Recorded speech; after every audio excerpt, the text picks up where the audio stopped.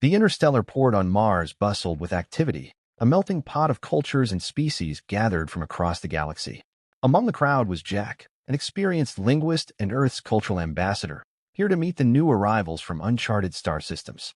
As Jack navigated through the throngs of various life forms, his assistant, a young and eager intern named Theo, struggled to keep up. "Do you think we'll see any Thalassians today?" Theo asked, referring to the aquatic species famous for their elaborate rituals.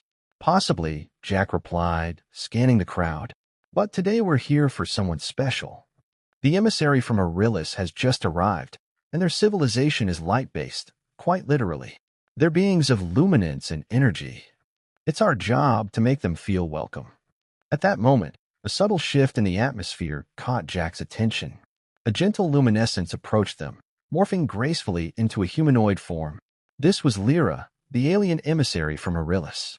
Her presence seemed to make the surrounding space shimmer with a soft glow. "Welcome to Mars, Lyra," Jack greeted, extending his hand in a human gesture of goodwill. Lyra responded by mimicking the gesture, her hand slightly trembling as it met Jack's. "Thank you, Jack," she said, her voice a harmonious blend of sounds that resonated at a comforting frequency. "I am here to learn and share." Theo looked on in awe, taking notes on a digital pad. "It's incredible how you materialize like that. Is it difficult to maintain your form in our atmosphere?"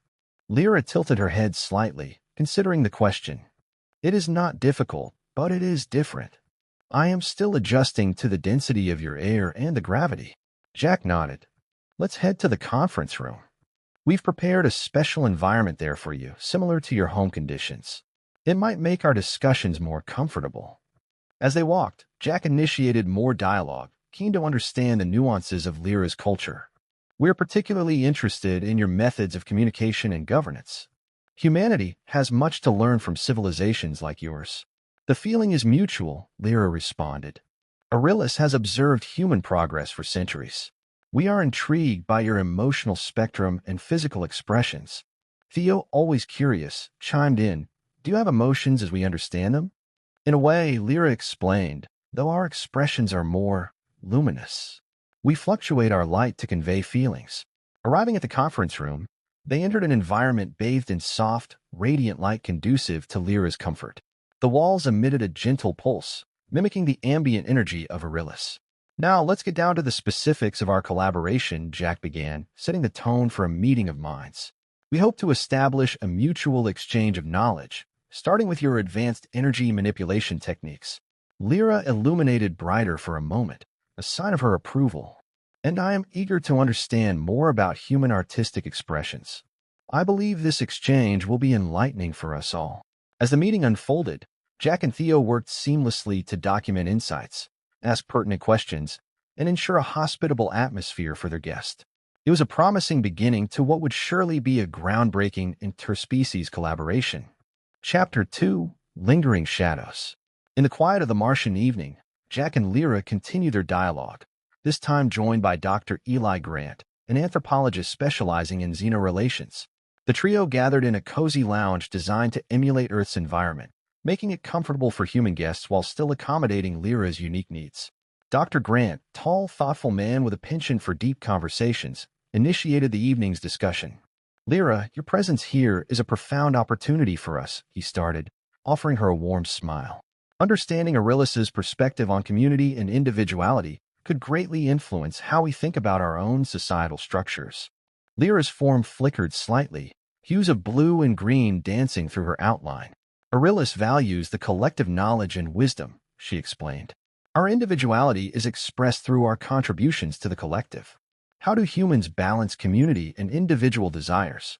Jack took a sip of his coffee before answering. "It's a constant balancing act, really. Our communities thrive on individual creativity and innovation, but we also value societal norms that bind us together. Sometimes it leads to conflict, other times to progress." Theo, who had been quietly observing, chimed in.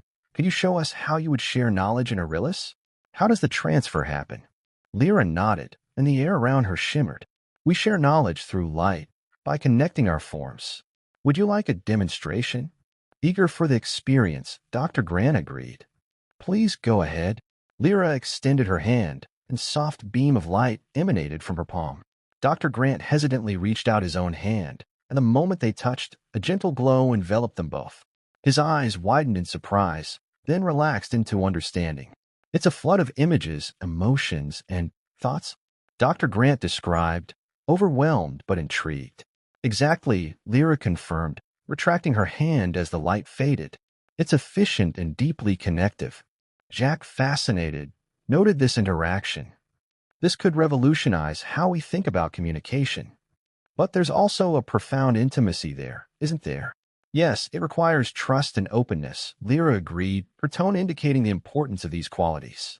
The conversation drifted to more casual topics as they enjoyed a meal adapted to suit all participants. Theo was curious about everything, from Lyra's take on human cuisine to her sensory experiences.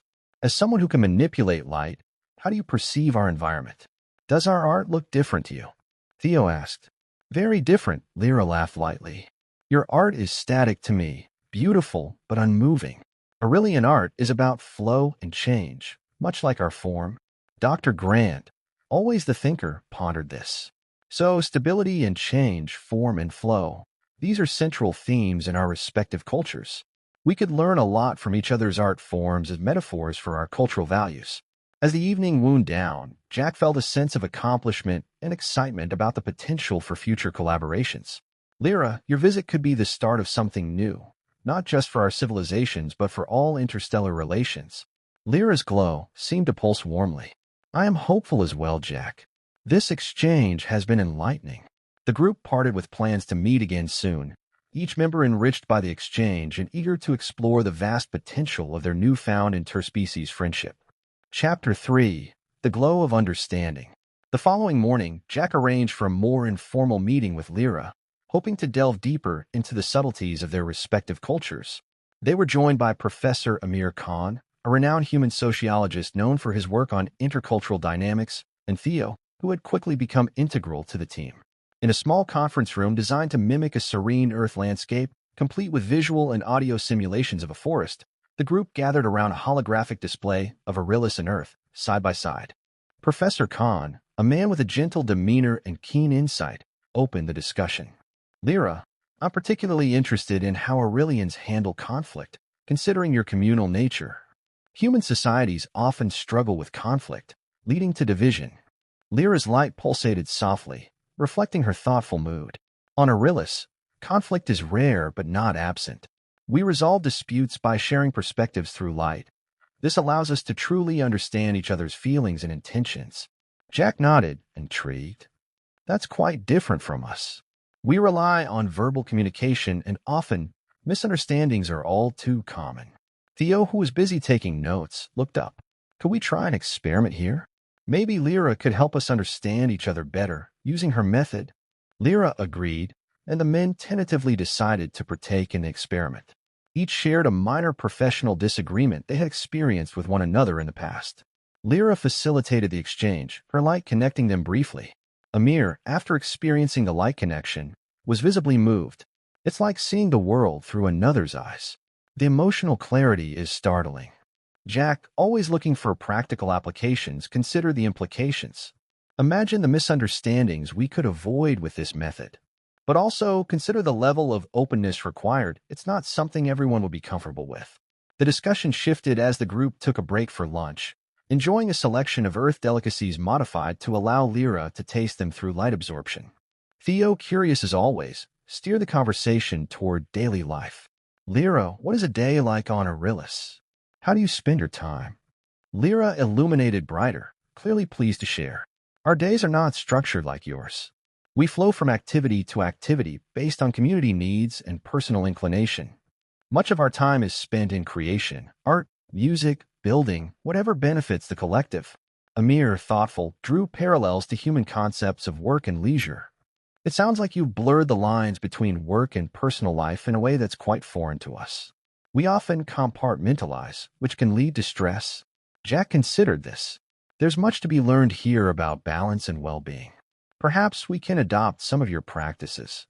As the meeting concluded, the group agreed to visit a nearby art installation, allowing Lyra to experience human artistic expressions firsthand while providing the men a glimpse into how Lyra might perceive their world.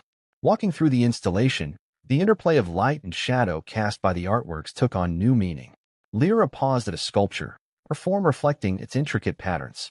Your art speaks even when it is still. There is a beauty in that silence.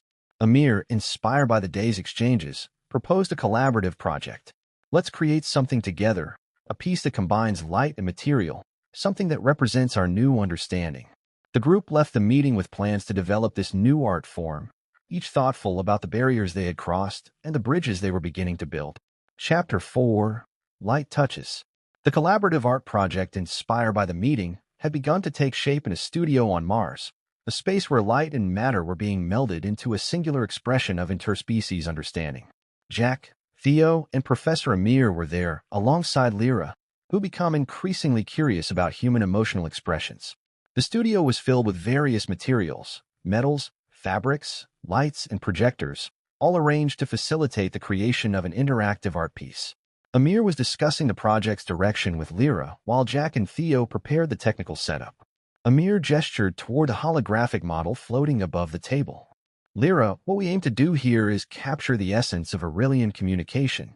The light patterns you use, can they be programmed to respond to human touch? Lyra's form flickered in assent, colors shifting warmly. Yes, we can create a system where light adjusts in response to touch, reflecting both the emotion and the intensity of the interaction. Theo, who was tinkering with a light projector, looked up excitedly. That's brilliant. So, if someone feels joy or surprise, the colors could change accordingly. Exactly, Lyra confirmed, her voice a melody of tones. It would be a true fusion of our forms of expression. As they worked, Jack decided it was a perfect time to delve a bit deeper into personal connections. He turned to Lyra with a thoughtful expression. Lyra, back on Earth, touch is very important to us. It's a sign of trust, affection. Sometimes it's how we say things when words aren't enough.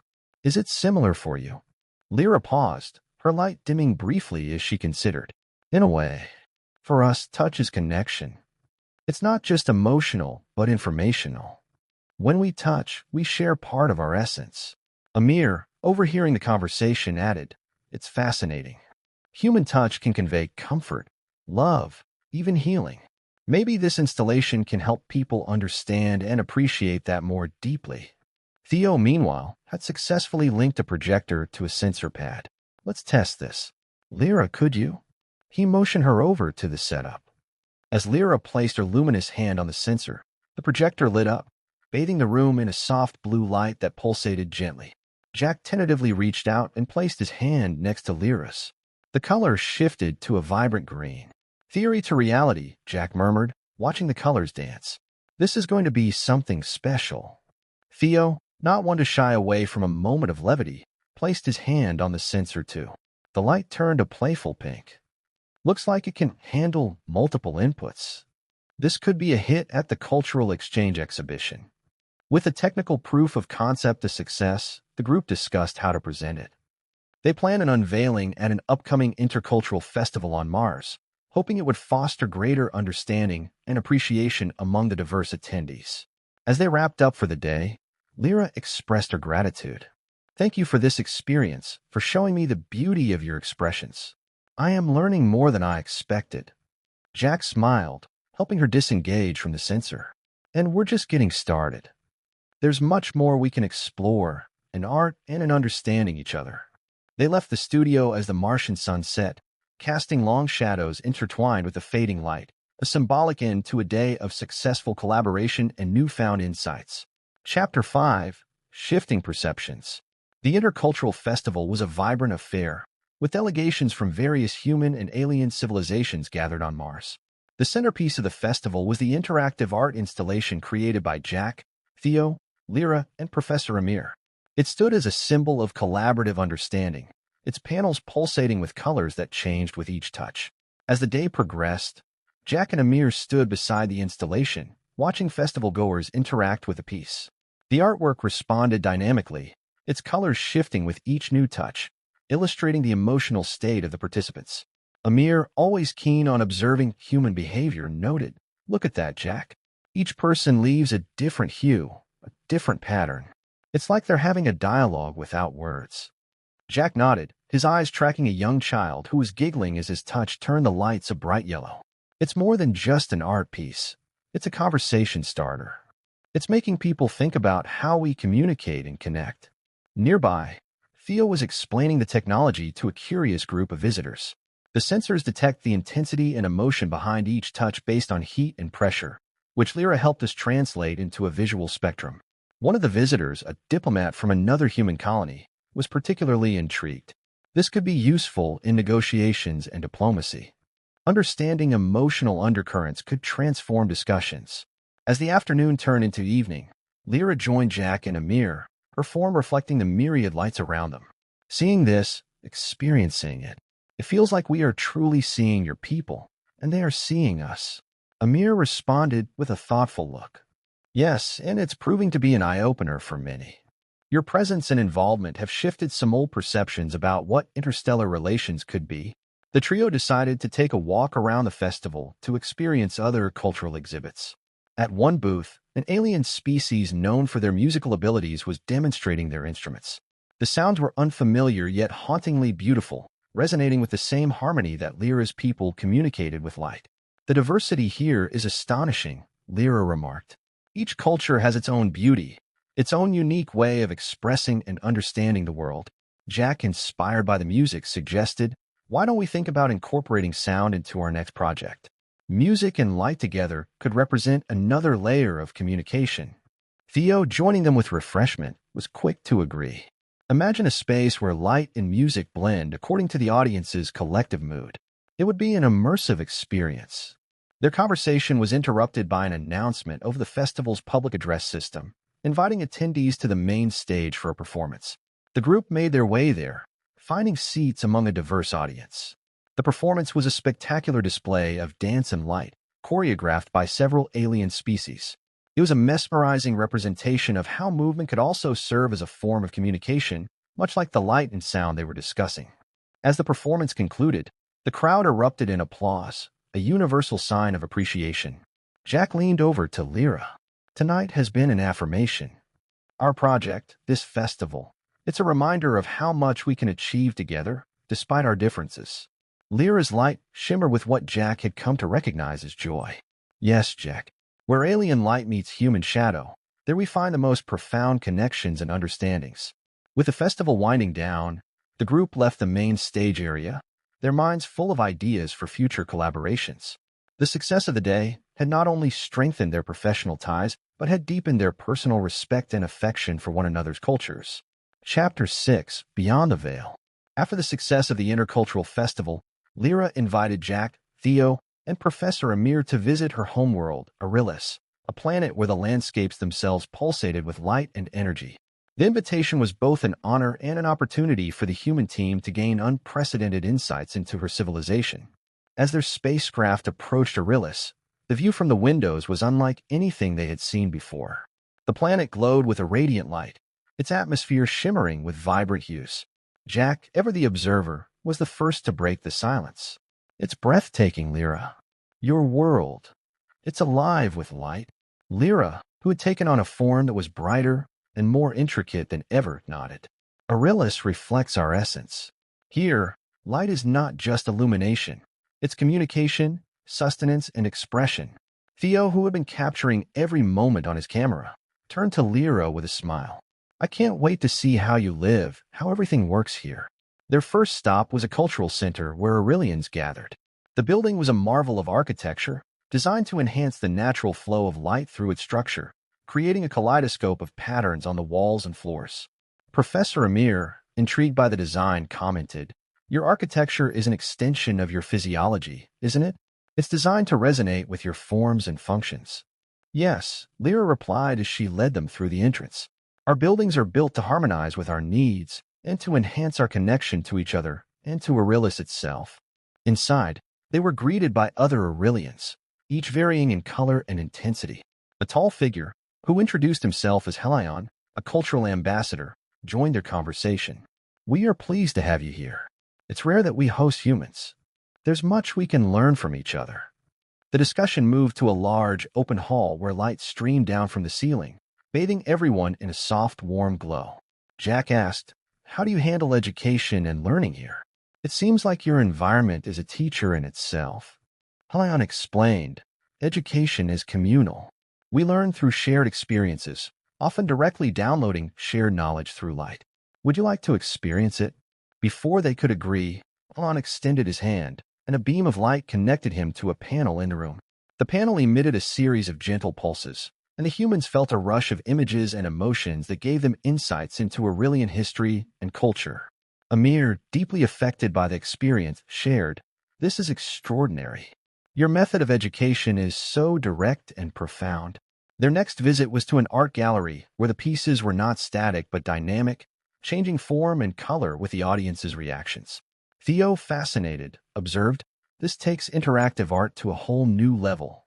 It's not just observed but truly experienced." Lyra smiled. "Art here is meant to be a dialogue, not a monologue." As the day ended, the group gathered at a viewing platform overlooking a valley where natural light phenomena occurred regularly.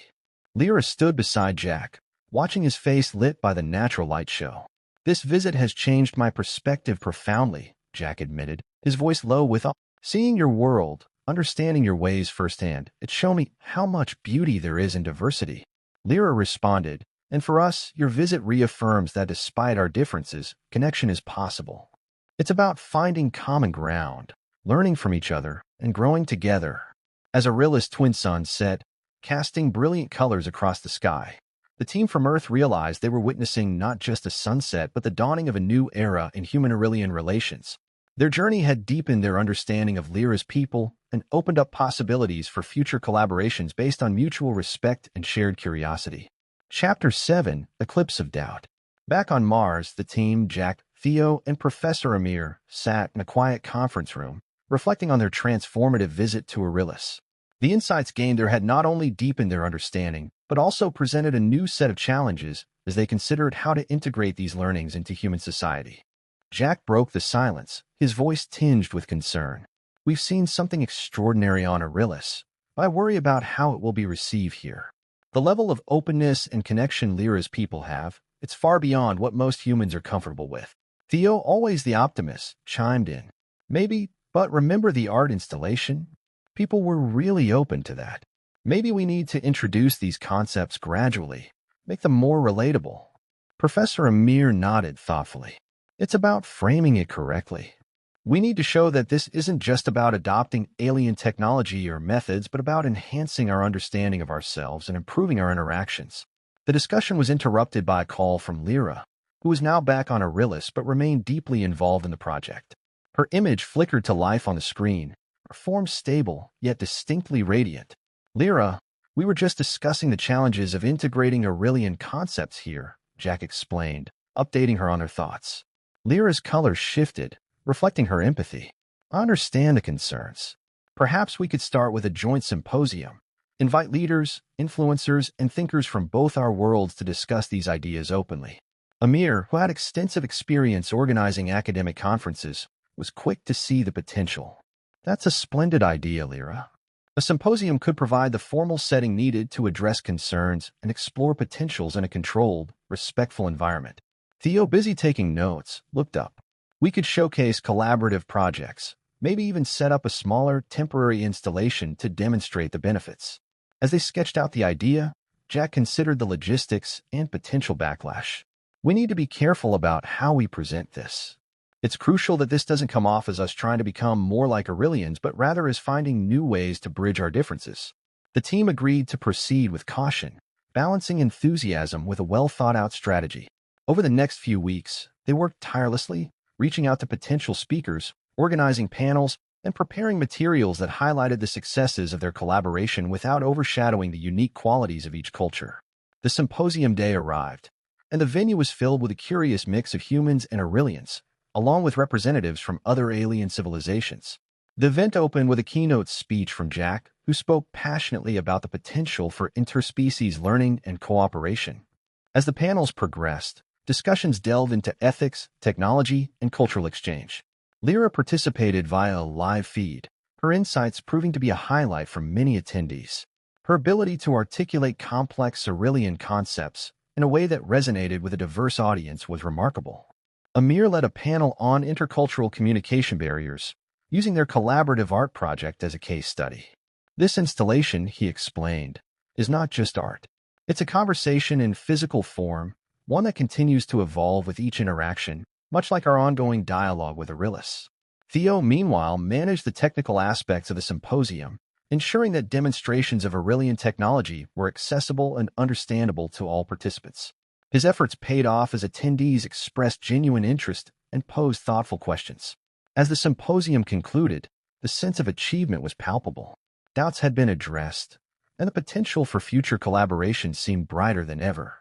Lyra's closing remarks, filled with gratitude and hope, underscored the success of their efforts. "We started with a simple art installation," she said, "and now we're here, sharing, learning, growing together. This is just the beginning." Leaving the symposium, Jack felt a renewed sense of purpose. The challenges were significant, but the path forward was clearer, lit by the combined light of human and Aurelian efforts. The eclipse of doubt had passed, at least for now, revealing a horizon full of possibilities. Chapter 8: A Love Beyond Time. In the serene glow of the Martian sunset, the project team gathered in a small, intimate venue on the outskirts of the main city. The atmosphere was celebratory yet contemplative as Jack, Theo, Professor Amir, and their Aurelian counterparts, including Lyra, met to commemorate the conclusion of their successful symposium and to discuss future collaborations. Jack raised his glass in a toast, his voice filled with genuine warmth. "To new beginnings and to a partnership that I believe has truly changed us all. Where alien light meets human shadow, we've discovered a love beyond time." Everyone cheered, clinking glasses in a universal gesture of agreement and solidarity. Lyra, glowing softly in the evening light, responded, "This journey has been enlightening. We started with curiosity and perhaps some apprehension, but we stand here now united by a vision for a shared future." Professor Amir, always the reflective one, added, "We've broken down barriers and built bridges. But more importantly, we've laid the foundation for a continuous exchange of ideas and values. Let's talk about what comes next." The group gathered around a holographic display showcasing potential projects, educational exchanges, joint research initiatives, and even a proposal for an interstellar art festival. Theo, ever enthusiastic, pointed to the art festival proposal. "Imagine an event that combines light, sound, and material from multiple worlds. It would be a celebration of diversity and unity." Lyra's form flickered brightly with excitement. "An interstellar festival would allow us to explore and express our cultures in ways we've never considered. Aurelius would be honored to host the inaugural event." Jack nodded in agreement. "It's ambitious, but so were we when we started this journey. It's the next logical step. We could open it up to other civilizations as well, turn it into a galaxy-wide celebration of peace and partnership." As they discussed logistics and potential dates, Amir interjected with a practical note. "We should also consider establishing a permanent liaison office between Earth and Aurelius. It would facilitate smoother coordination and foster ongoing dialogue." "The liaison office is a brilliant idea," Theo supported. "It'll keep our communications open and regular, helping us manage projects like the festival much more effectively." Lyra, taking a more reflective tone, shared her thoughts. "Throughout this project, we've seen how much we can accomplish together despite our differences. These initiatives, whether it's the festival or the liaison office, are just continuations of that spirit." The meeting gradually wound down as plans were set into motion, tasks assigned, and responsibilities agreed upon. The team left the venue feeling optimistic, each member committed to extending the collaboration into new realms.